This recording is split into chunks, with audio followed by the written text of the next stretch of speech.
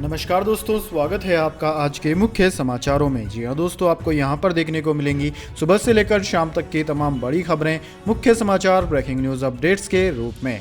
तो दोस्तों, आप सभी लोगों से रिक्वेस्ट है इस वीडियो को ज़्यादा से ज़्यादा लाइक और शेयर करें। तो चलिए दोस्तों, जान लेते हैं आज की पहली बड़ी खबर।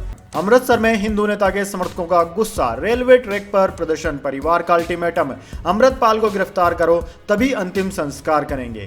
जी हां दोस्तों, पंजाब के अमृतसर में कत्ल किए हिंदू नेता सुधीर सूरी के शव का पोस्टमार्टम हो गया। सूरी को कुल 4 गोलियां लगी, जिनमें 3 गोलियां उनके शरीर में लगी थी, चौथी खंधे के आर पार हो गई।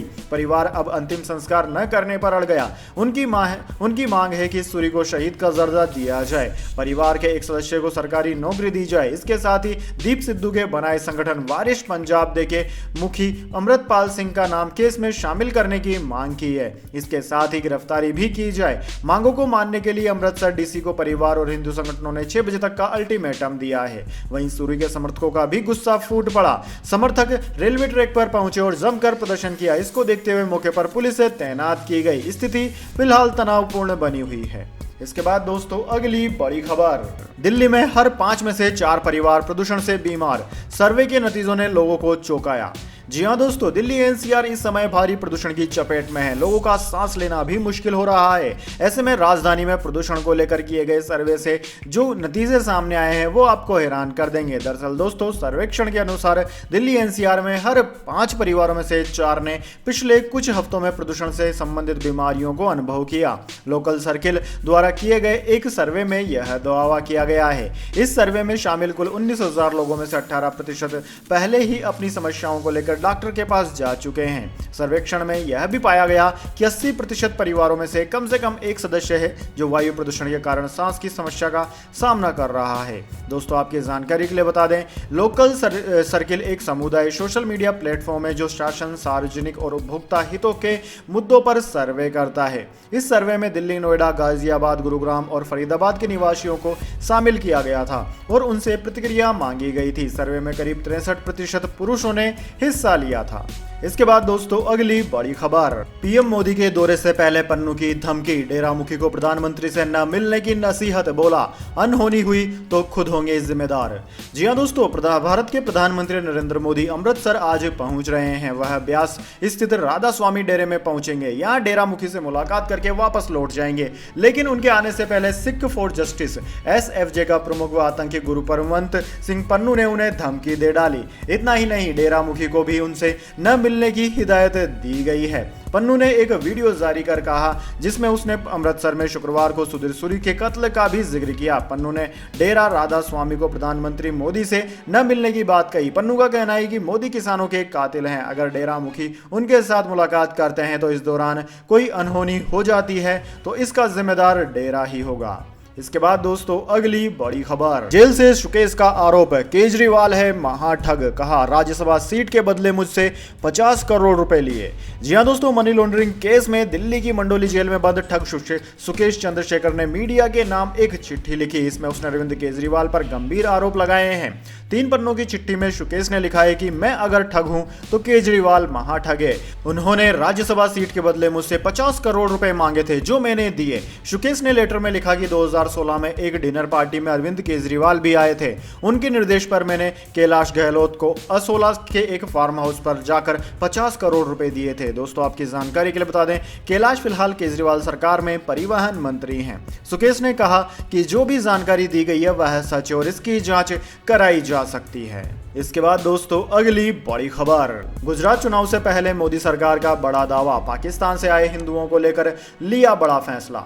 जी हां दोस्तों, गुजरात के चुनाव की घोषणा से कुछ दिन पहले ही गृह मंत्रालय ने गुजरात के 2 जिलों आनंद, महसाणा के जिला कलेक्टर को यह अधिकार दिया है कि वो अपने लेवल पर जांच करके पाकिस्तान से विस्थापित होकर भारत आए हिंदू परिवारों को नागरिकता दे दे। इसे गुजरात चुनाव से पहले हिंदुत्व की राजनीति में बड़े दाव के तौर पर देखा जा रहा है। महसाणा जिले के ग्रामीण इलाके में एक कॉलोनी बनाई गई जिसे नाम दिया गया सहकार कॉलोनी। इस कॉलोनी में करीब 27 ऐसे परिवारों को बसाया गया है जो पाकिस्तान से विस्थापित होकर भारत आए हैं। इनमें से कुछ लोग 2017 में आए हैं और कुछ 2019 में। शुरुआत में इन्हें 45 दिन का वीजा मिलता है, इसके बाद 2 साल का लॉन्ग टर्म वीजा दिया जाता है और फिर ये नागरिकता के लिए आवेदन कर सकते हैं। इसके साथ इन्हें एक लोकल शख्स की भी जरूरत पड़ती है जो इन लोगों के लिए गारंटर का काम करता है। इसके बाद दोस्तों अगली बड़ी खबर, मुख्तार अंसारी के विधायक बेटे की रिमांड मंजूर, अब 7 दिन ईडी की कस्टडी में रहेंगे अब्बास अंसारी।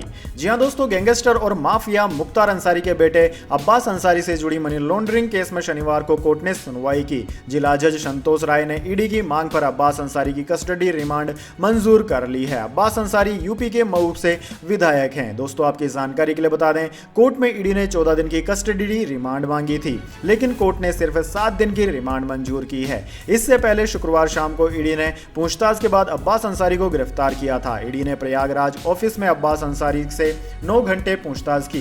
दोस्तों आपकी जानकारी के लिए बता दें, मुख्तार अंसारी के खिलाफ दर्ज मनी लॉन्ड्रिंग केस में ईडी ने उन्हें बयान दर्ज कराने के लिए बुलाया था। अब्बास अंसारी से दूसरे राउंड की पूछताछ शुरू की गई थी, इसके बाद उन्हें गिरफ्तार कर लिया गया। इसके बाद दोस्तों अगली बड़ी खबर, बीजेपी का ऑफर था कि गुजरात छोड़ दो, हम सत्येंद्र जैन को छोड़ देंगे, अरविंद केजरीवाल का दावा। जी हां दोस्तों, दिल्ली के मुख्यमंत्री और आम आदमी पार्टी के संयोजक अरविंद केजरीवाल ने इंडिया टुडे आज तक के टाउन हॉल में शिरकत की।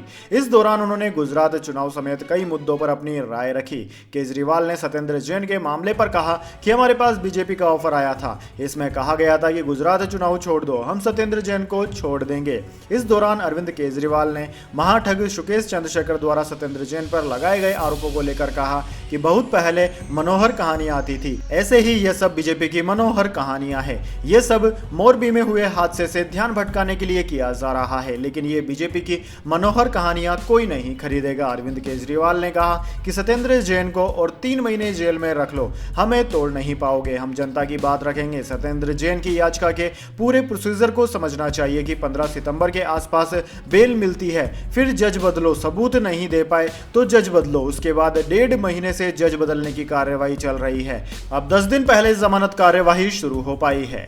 इसके बाद दोस्तों अगली बड़ी खबर, अमेरिका के इस बयान पर ईरानी राष्ट्रपति हुए आग बबूला, कहा हम तुम्हारी दुधारू गाय नहीं बनने वाले।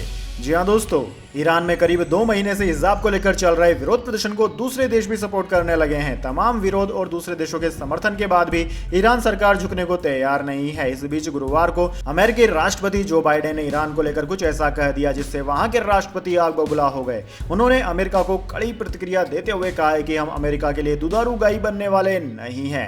दरअसल दोस्तों, अमेरिकी राष्ट्रपति जो बाइडेन हाल ही में डेमोक्रेटिक पार्टी के नेता माइक लेविन की चुनावी रैली में पहुंचे थे। यहाँ बाइडेन समर्थक अपने मोबाइल फोन पर फ्री ईरान का डिस्प्ले फोटो लगाकर प्रोटेस्ट कर रहे थे।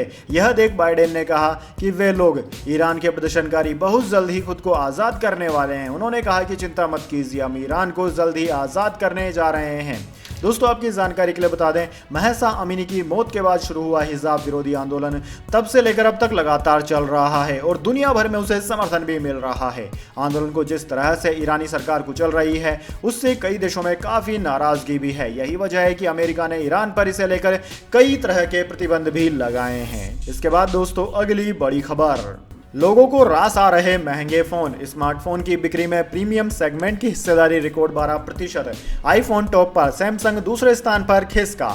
जी हां दोस्तों, देश में प्रीमियम स्मार्टफोन की बिक्री तेजी से बढ़ी है। जुलाई सितंबर तिमाही में 30,000 रुपए से ज्यादा दाम वाले प्रीमियम फोन की हिस्सेदारी रिकॉर्ड 12% हो गई है। शुक्रवार को आई काउंटर पॉइंट रिसर्च की रिपोर्ट के मुताबिक एप्पल का आईफोन 13 इस सेगमेंट में रिकॉर्ड बिक्री के साथ शीर्ष पर रहा। सैमसंग दूसरे और OnePlus तीसरे स्थान पर रहा।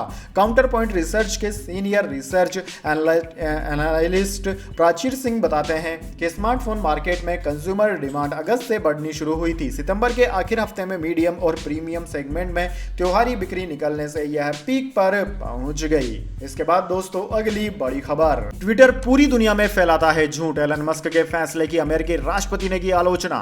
जी हां दोस्तों, अमेरिका के राष्ट्रपति जो बाइडेन ने दुनिया के सबसे अमीर शख्स के फैसले की आलोचना की है। उन्होंने ट्विटर खरीदने पर कहा कि दुनिया के सबसे अमीर शख्स ने एक ऐसे प्लेटफॉर्म को खरीद लिया है जो दुनिया को झूठ बेचता है और इसे फैलाता भी है। एलन मस्क 27 अक्टूबर 2022 को 44 मिलियन अमेरिकी डॉलर में ट्विटर को खरीद लिए थे। जो बाइडेन ने सोशल मीडिया के माध्यम से झूठ फैलाने को लेकर गहरी चिंता व्यक्त की है। उन्होंने कहा है कि अमेरिका में अब कोई एडिटर नहीं है और हम उम्मीद करते हैं कि बच्चे ये समझने में सक्षम होंगे कि दाव पर क्या चीज है। वहीं व्हाइट हाउस के प्रेस सचिव काइन जी पियरे ने एक पत्रकार सम्मेलन में कहा कि अमेरिकी राष्ट्रपति Joe Biden social media platform पर गलत सूचनाओं के प्रवाह को कम करने की आवश्यकताओं पर बल दे रहे हैं। उन्होंने कहा कि फेसबुक, ट्विटर, अन्य सोशल मीडिया प्लेटफॉर्म से यूजर्स गलत सूचना के शिकार हो सकते हैं, इसलिए बाइडेन ने स्पष्ट तौर पर गलत सूचनाओं के प्रसार पर रोक लगाने की बात कही है। इसके बाद दोस्तों अगली बड़ी खबर, मुफ्त में बिजली चाहिए तो जल्द से निपटा लें यह काम, सरकार देगी बिल का पैसा।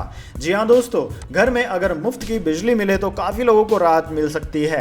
देश में हर दिन बिजली की काफी खपत होती है और बिजली के बिना आज के समय में जीवन यापन करना भी काफी मुश्किल हो जाता है। ऐसे में अगर सरकार की ओर से फ्री बिजली मुहैया करवाई जाए तो लोगों का बजट भी काफी सुधर सकता है। वहीं अब दिल्ली सरकार ने बिजली सब्सिडी पाने के लिए आवेदन की अंतिम तिथि 15 नवंबर तक बढ़ा दी है। दिल्ली सरकार काफी समय से लोगों को फ्री बिजली मुहैया करवा रही है। अब दिल्ली के मुख्यमंत्री अरविंद केजरीवाल ने कहा है कि दिल्ली में मुफ्त बिजली योजना के लिए पंजीकरण की अंतिम तिथि अब 15 नवंबर तक बढ़ा दी गई है। 15 नवंबर तक पंजीकरण कराने वाले दिल्ली वासियों को मुफ्त बिजली योजना का लाभ मिलता रहेगा। उन्होंने बताया कि दिल्ली में लगभग 35 लाख परिवारों ने सब्सिडी वाली बिजली योजनाओं के लिए पंजीकरण कराया है।